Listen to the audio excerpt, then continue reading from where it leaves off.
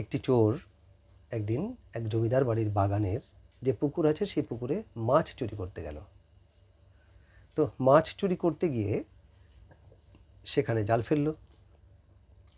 জাল ফেলার সঙ্গে সঙ্গে জমিদার বাড়ির আশপাশ থেকে সেই বাড়ির লোকজন টের পেয়ে গেল যে বাগানে কিছু একটা হয়েছে, কোনো আওয়াজ পেয়েছে। তারা সবাই ছুটে চলে এসছে খোঁজ করতে, ব্যাপারটা কি, বিষয়টা কি জানবার জন্যে। তা চোর মশাই তো ভয় পেয়ে গেছে। চোর তখন নিজে বাঁচবার জন্যে ওই জাল টাল সব পুকুরে ফেলে দিয়ে ওই পুকুরের কাদা মাটি ভালো করে গায়ে মাখলেন।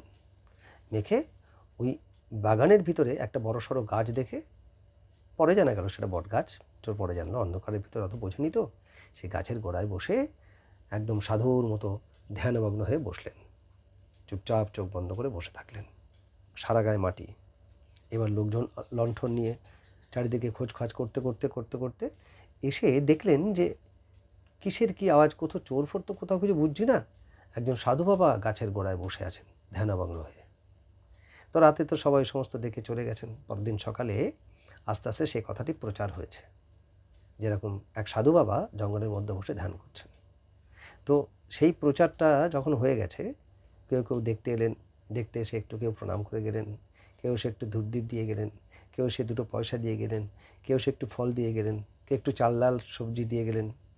তো সাধু মাঝে মাঝে চোখ পিটপিট করে, ওই চোর, সরি সাধু নয়, সে চোর তখন চোখ পিটপিট করে মাঝে মাঝে দেখছে, আরে ভালোই তো হয়েছে, এত কিছু পেয়ে যাচ্ছি আমি শুধুমাত্র সাধুর ভণ্ডামি করে। চোর মনে করছে যে আমি সাধুর ভাঁড়ামি করেই, ভণ্ডামি করেই আমি এত কিছু পাচ্ছি, আর যদি সত্যিকারের সাধুই হতাম তাহলে কী না পেতাম।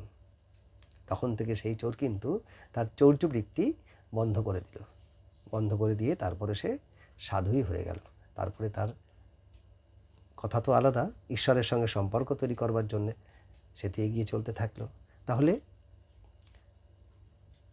বাল্মীকি মুনি যদি মরা মরা বলতে বলতে রাম বলতে পারে, তাহলে আমাদের সাধারণ জীবনের সাধারণ মানুষও একটু একটু করে ঈশ্বরমুখী হতে পারে।